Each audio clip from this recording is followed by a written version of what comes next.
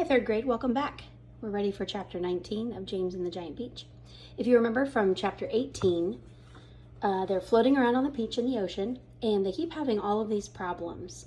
And James is their problem solver. So they're talking about starving, and he says, no, we're floating around on this giant piece of food, so we can eat this.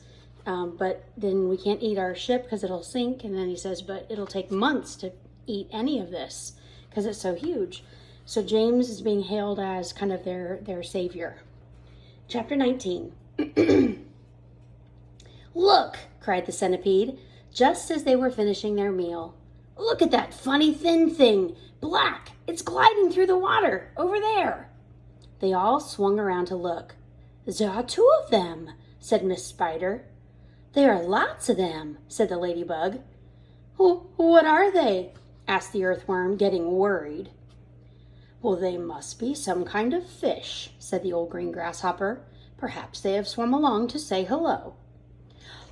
They're sharks, cried the earthworm.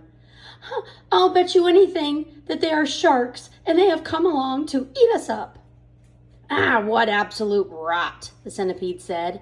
But his voice seemed to suddenly have become a little shaky, and he wasn't laughing.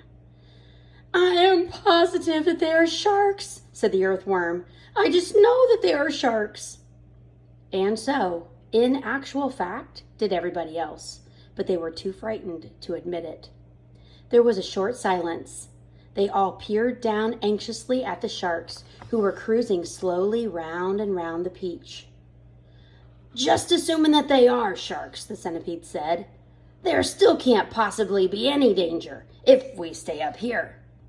But even as he spoke, one of those thin black fins suddenly changed direction and came cutting swiftly through the water right up to the side of the peach itself. The sharks paused and stared up at the company with small, evil eyes. Go away, they shouted. Go away, you filthy beast!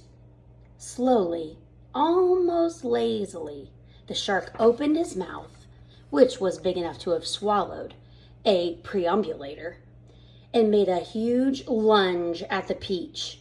They all watched, aghast, and now, as though at a signal from their leader, all the other sharks came swimming in toward the peach, and they all clustered around it and began to attack at it furiously. There must have been 20 or even 30 of them at least, all pushing and fighting and lashing their tails and churning the water up into a froth. Panic and pandemonium broke out immediately on top of the peach. Oh, we are finished now, cried Miss Spider, wringing her feet.